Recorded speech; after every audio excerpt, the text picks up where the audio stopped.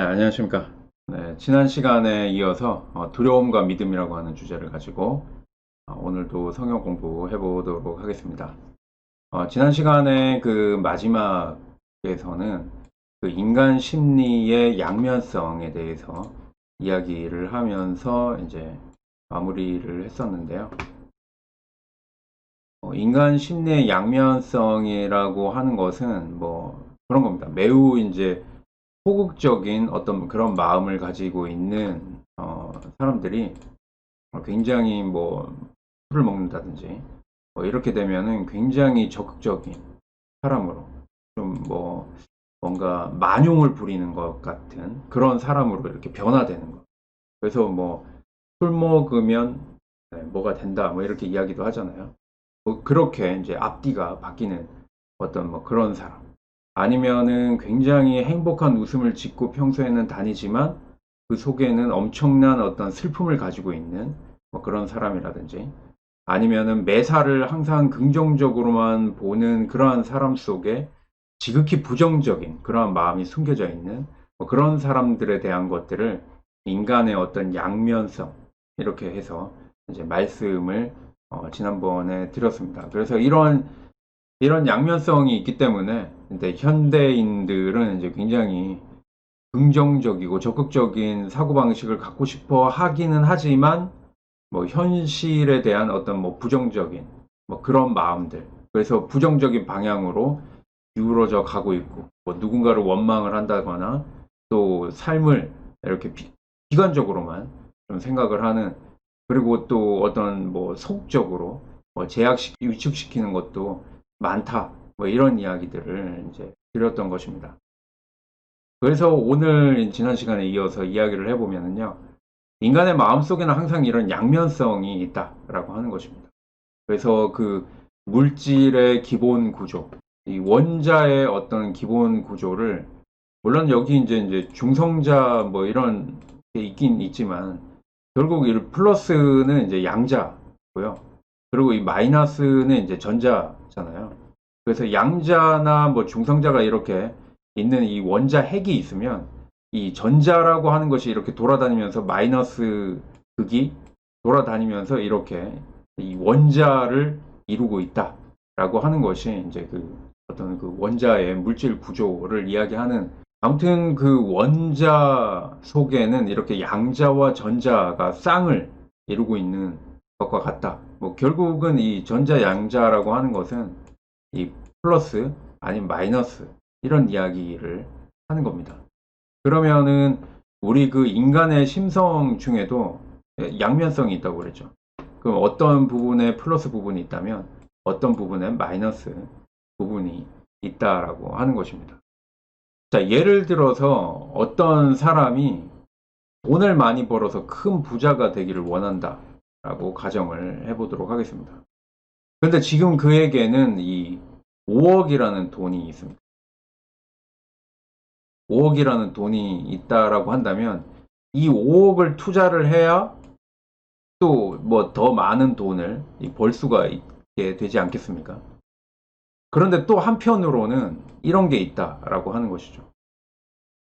이미 가지고 있는 이 5억을 혹시 이거 잘못된 투자를 통해서 잃어버리게 될 수도 있지 않을까 하는 이런 두려움도 역시 크게 그 마음속에는 가지고 있다라고 하는 것입니다.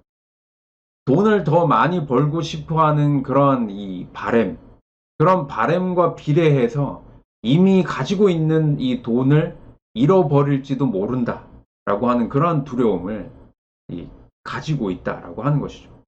이것은 더 큰 돈을 벌고 싶어 하면 벌고 싶어 할수록 더 그 두려움은 비례적으로 커진다라고 하는 것입니다. 재물이나 지위나 뭐 명예나 더 바랄 것이 없을 정도로 이 최고점에 이르면 그것을 잃어버릴지도 모른다는 그러한 두려움 역시 최고조가 된다라고 하는 것입니다. 우리 그 잘 아는 독재자 하면은 그 히틀러를 우리가 금방 생각을 하게 되는데요. 히틀러의 그 찍은 얼굴의 표정을 보면은 매번 이런 표정이죠. 굉장히 뭔가 뭐 본인 생각으로는 굉장히 어떤 위험을 준다, 뭐 근엄하다라고 생각을 하겠지만 항상 이렇게 웃음기가 없는 그러한 이 표정을 볼 수가 있습니다. 웃음기가 없죠. 이런 독재자의 이런 거만한 표정 뒤에는 독점하고 있는 그 권력을 잃어버릴지도 모른다는 그 두려움을 감추고 있기 때문에 이런 표정을 지을 수밖에 없다라고 하는 것입니다. 돈을 많이 가지고 있는 그러한 사람들, 그 사람들도 굉장히 그 어떤 뭐 돈에 대한 사치, 향락, 이렇게 돈을 많이 펑펑 쓰는 그 뒤에도 보면은 사실은 이런 심리가 작용을 하고 있습니다. 혹시 내가 이 많은 돈을 잃어버리면 어떡할까? 그래서 이거 지금 몇 년 전에 굉장히 화제가 됐었죠. 이제 불법 도박 사이트를 운영하는 사람들이 이 김제라고 하는 지방에 어떤 밭을 사가지고 이 마늘은 대충 심어놓고 이 밭에 이 110억의 이 현금 다발을 이 밭에다가 이렇게 숨겨놨었던 그러한 일들이 있었죠. 내가 이렇게 돈을 많이 물론 나쁜 일을 해서 번 돈이긴 하지만 이런 돈을 잃어버릴지도 모른다는 생각 때문에 그걸 은행에다가 안전하게 보관하기보다는 이런 밭에다가 감추어두면 더 안전할 것이다 라고 하는 이런 생각 때문에 이런 무모한 짓을 했다가 결국은 다 걸려가지고 돈 다 회수됐죠. 네. 아무튼 따라서 이러한 이 심리적인 그러한 양면성을 초월하지 못하는 한은 아무리 긍정적으로 생각하고 적극적인 삶을 산다고 해도 인간 심성의 부정적인 측면인 두려움을 극복할 수는 없다라고 하는 것입니다. 자, 그래서 성경에 나오는 이 욥을 한번 살펴보도록 하겠습니다. 이 욥기를 보면은 욥에 대해서 어떻게 설명을 하고 있습니까? 뭐 지난 시간에도 우리가 살펴봤지만 욥을 이 동방 최고의 부자라고 소개를 하고 있습니다. 그래서 이 수많은 이 땅, 그리고 일하는 사람들, 수많은 양 이런 게 보이죠. 신앙적으로도 흠잡을 데 없는 또 의로운 사람이었다라고 이렇게 소개를 하고 있습니다. 그래서 남들이 보면은 그가 의로운 사람이기 때문에 하나님의 축복을 받아서 그렇기 때문에 큰 부자가 되었다. 뭐 이렇게 여길만 합니다. 적어도 의롭게 살면 축복을 받고 불의하게 살면 저주를 받는다 라고 하는 이런 인과응보적인 이 단순 도식으로 보면은 너무나도 이 당연한 이야기이지 않은가 하는 것입니다. 그러나 이러한 욥이 하루아침에 그 모든 재산을 다 잃어버리고 자식들도 모두 죽고 또 본인 자신마저도 이 문둥병에 들었을 때는 이런 인과응보적인 단순한 이 신앙은 여지없이 허물어질 수밖에 없다라고 하는 것입니다. 그런 단순한 사고체계나 이 신앙의 양태로는 왜 의로운 사람이 그런 불행을 당해야 하는가 하는 것을 설명을 할 수가 없기 때문에 그렇습니다. 이 적극적인 신앙을 강조하는 사람들의 맹점이 바로 여기에 있다라고 하는 것이죠. 자, 우리가 보통 이야기하는 게 뭡니까? 예수 잘 믿으면 우리는 복을 받는다 라고 이야기하는 것이 우리가 소위 이야기하는 그러한 왜 믿어야 하는가에 대한 지금까지의 어떤 이유였잖아요, 이게. 예수 믿으면 복 받는다. 복이죠. 복을 받는다 라고 하는 것입니다. 그런데 사실 자기가 가진 것을 축복으로 합리화하고 자기 믿음의 의로움을 자랑하는 방편으로 이렇게 삼았다라고 하는 거죠.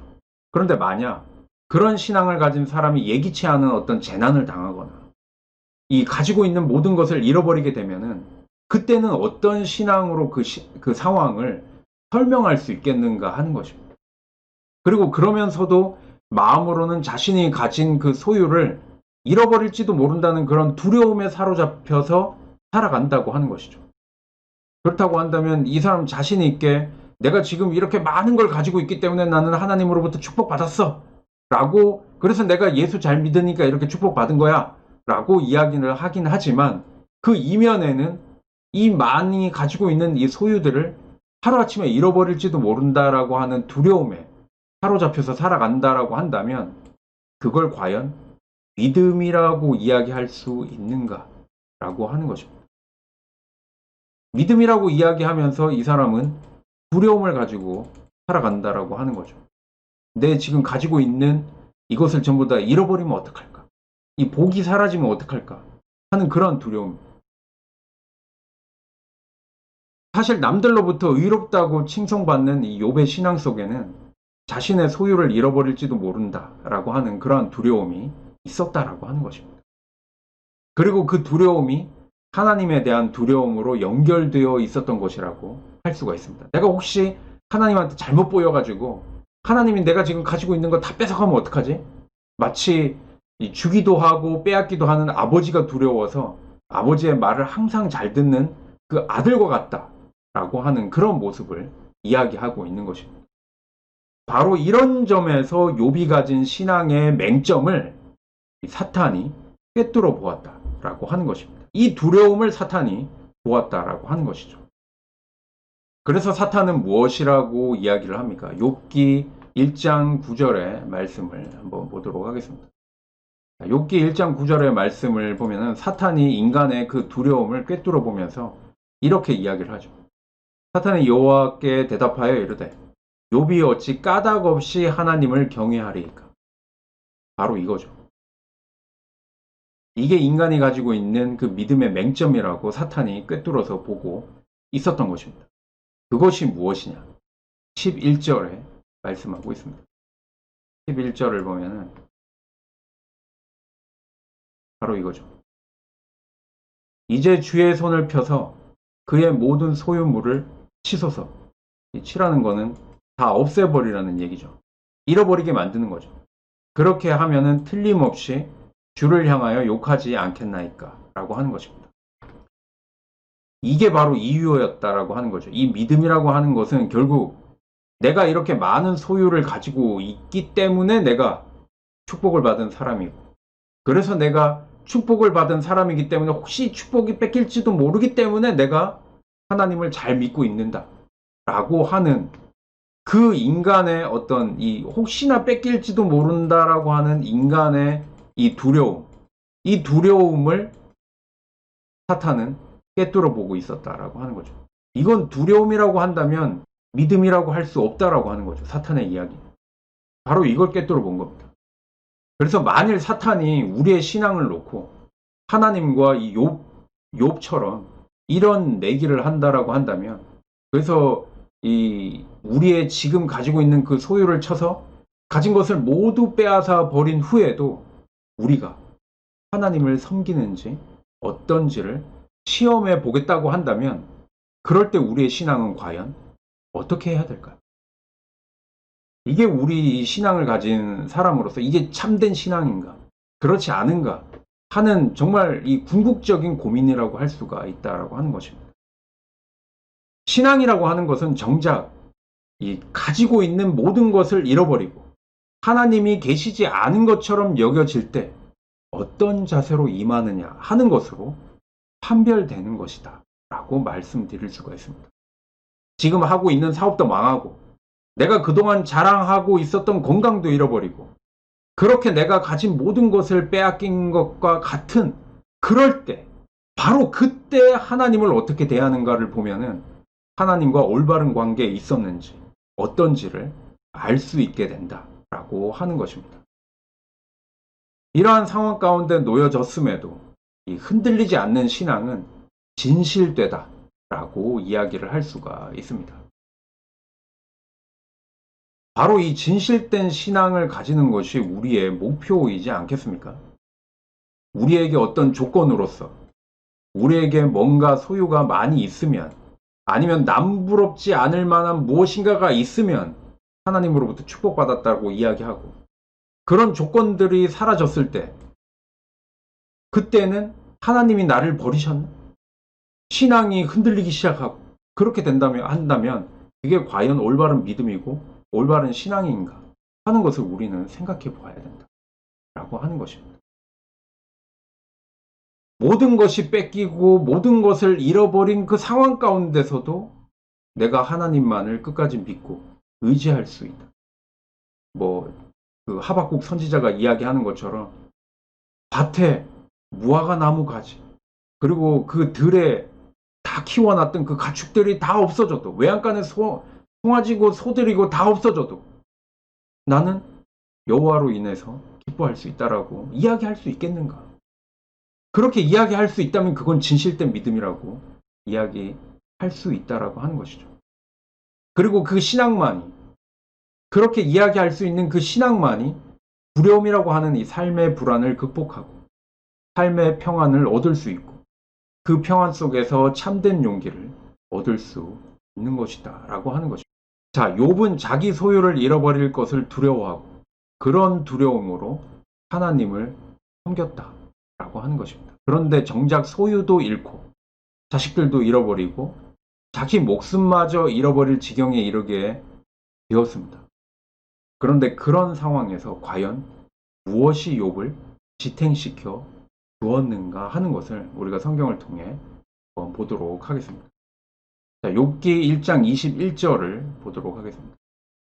자, 욥기 1장 21절을 보면은 이르되 내가 모태에서 알몸으로 나왔사온즉 또한 알몸이 그리로 돌아가올지라.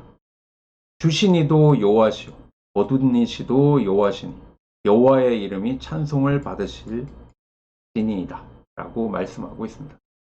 지금까지 이 많은 것을 하나님으로부터 받았다. 그것이 축복이다. 그것으로 의롭게 살았던 욥이었습니다. 그런데 그 모든 이 축복으로 받았다라고 하는 그 모든 소유, 자식, 그리고 자기 목숨마저 잃어버릴 이러한 지경에 이르게 되었을 때 욥을 지탱해 줄 수 있었던 믿음, 바로 그것이 욥기 1장 21절의 말씀이라고 하는 것입니다. 여기서 무엇이라고 이야기하고 있습니다. 태어났을 때 알몸으로 태어났다라고 하는 거죠. 아무것도 가지고 온 게 없다라고 하는 거죠. 알몸으로 나온 그 최초의 그 자리. 우리 아기들이 태어날 때 지금 이 아기는 지금 모자를 쓰고 있지만 이렇게 아무것도 가지지 못한 모습으로 태어나지 않습니까? 알몸으로 나온 이 최초의 자리, 이것을 우리가 생각할 수 있다라고 한다면 바로 이것이 믿음이고 이것이 두려움을 극복할 수 있는 신앙의 마지막 배수진이라고 할 수 있다라고 하는 것이죠. 또한 문둥병이라는 불가항력의 불행 앞에서 하나님을 욕하고 죽으라고 하는 이 아내의 말에 욥은 2장 10절에서 이렇게 또한 말씀하고 있습니다. 우리가 하나님께 복을 받았은지 하도 받지 아니하겠네. 이거 지난주에 제가 좀 주제 말씀으로 계속해서 말씀드리고 또 설명을 드렸던 것이죠. 하나님으로부터 좋은 것을 받았는데 나쁜 것은 왜 받지 못하겠느냐라는 그러한 신앙입니다. 이 신앙은 바로 인간의 상대성, 즉 좋고 나쁜 것을 극복하는 참된 신앙이라고 할 수가 있습니다. 이사야 55장 8절부터 9절 네, 말씀을 보면은 우리 지난 시간에도 이 말씀을 좀 봤었는데요. 이사야 55장 8절부터 9절의 말씀을 보면은 이게 바로 하나님의 뜻이라고 하는 것이죠. 이는 내 생각이 너희의 생각과 다르며 내 길은 너희의 길과 다름이니라. 여호와의 말씀이니라. 이는 하늘이 땅보다 높음같이 내 길은 너희의 길보다 높으며 내 생각은 너희의 생각보다 높음이니라 라고 말씀하는 것입니다. 그렇기 때문에 좋은 것을 받았으니 나쁜 것이라고 거부하지 않겠다는 이 신앙, 이것은 곧 그 나쁜 것 속에서도 이 우리의 생각은 낮은 수준이기 때문에 하나님의 그 높은 생각을 헤아릴 길이 없다라고 하는 것이죠. 어떤 선한 뜻이 있을 것인데 그런데 지금은 우리가 알 수 없다라고 하는 그러한 이 믿음이라고 할 수가 있습니다. 나쁘다고 여겨지는 것조차도 긍정하고 들어가는 이보다 더 큰 긍정이 어디에 있겠는가라고 지난 시간에 말씀을 드렸죠. 하나님의 뜻에 행복과 불행을 함께 내맡기겠다는 이보다 더 적극적인 신앙이 어디 있겠는가? 하는 말씀을 지난 시간에 이 욥기 2장 10절을 설명드리면서 말씀을 드렸는데요. 바로 이럴 때 하나님의 권능이 우리 삶 속에서 우리에게 큰 용기로 나타나게 된다라고 하는 것이죠. 그리고 이런 신앙, 이런 용기로 모든 인간의 두려움을 극복하고 흔들림 없이 일어설 때 하나님은 욥의 소유를 회복시키고 2배나 더 큰 축복을 주신 것을 우리는 볼 수가 있습니다. 살면서 잃을 것을 두려워하지 마시기 바랍니다. 그리고 꺾일 때 흔들리지 마시기 바랍니다. 어차피 알몸으로 태어나서 아까 그 말씀 알몸으로 나와 싸운지 또한 알몸이 그리로 돌아올지라 주시니도 여호와시오 거두시니도 여호와시다 라고 하시는 이 말씀, 어차피 빈손 들고 온 목숨, 빈손 들고 돌아가는 것이 우리의 인생이지 않습니까? 그게 너무 허무해 보이나요? 이 들고 온 것도 없고 또 들고 갈 것도 없다라고 한다면 거기에서 우리는 그 반대적으로 허무한 것이 아니라 더 반대적으로 큰 용기와 큰 믿음이 생기지 않겠는가 하는 것입니다. 그렇기 때문에 또 아까 그 욥기 2장 10절의 말씀처럼 그런 좋은 것도 나쁜 것도 그렇게 크신 그분의 사랑 안에서 주어지는 것이기 때문에 그런 믿음을 여러분들이 꼭 가지고 꼭 품으시고 살아가시라 라고 하는 그런 말씀을 드리는 것입니다. 우리 예수님을 보면은 예수님에게 이 예수님께서 십자가에 달리셨을 때 이 예수님 그 십자가 밑에 이 몰려왔던 사람들이 예수님께 뭐라고 했습니까? 십자가에서 내려와 봐라. 그러면 우리가 그 내려오는 것을 보고 믿겠다 라고 하는 이 사람들의 그러한 유혹 속에도 예수님께서는 그 십자가에서 내려오지 않으셨죠. 그 고난과 그 고통의 그 십자가에서 그 고난과 고통의 상황 속에서 벗어나려고 하지 않으셨다라고 하는 것입니다. 바로 그 예수님을 우리가 기억할 필요가 있습니다. 예수님께서는 겟세마네 기도에서 무엇이라고 기도하셨습니까? 예수님께서는 그 겟세마네 기도에서 이렇게 기도하셨습니다. 내 뜻대로 마시옵고 아버지의 뜻대로 하옵소서 라고 말씀하셨습니다. 우리 이러한 예수님의 그 기도 그리고 끝까지 십자가에서 내려오지 않으셨던 그 예수님을 우리가 기억할 수 있다라고 한다면 좋은 것을 그리고 또 나쁜 것을 주시는 그것은 모두 다 이 하나님의 그 사랑 안에서 우리에게 주시는 것이라고 하는 그 믿음을 가질 수 있을 것이라 생각됩니다. 우리 예수님께서 십자가에서 가지셨던 이 믿음을 우리가 꼭 가지고 내 뜻대로 마시옵고 아버지의 뜻대로 하옵소서. 이 예수님의 기도가 우리의 기도가 또한 되었으면 좋겠습니다. 네, 오늘은 여기까지 하도록 하겠습니다. 우리 삶 속에 어려움과 또 여러 가지 괴로움이 있을 때 이 욥기의 이 말씀을 꼭 기억하면서 이겨내고 극복하면서 살아가는 우리 모두가 되기를 바랍니다. 그리고 이 추워진 날씨 그리고 더욱 좀 요즘 이번 주간에 좀 코로나가 더 심해진 상황에 있는데요. 건강 꼭 유의하시고 또 성경 공부를 하면서 궁금하신 것 꼭 질문해 주시고 또 내일은 주일이고 특별히 추수감사주일이니까 일찍 주무시고 하나님께 감사하는 마음으로 예배드리는 내일 주일날이 되셨으면 좋겠습니다. 자, 오늘도 들어주셔서 감사드립니다. 감사합니다. 감사합니다.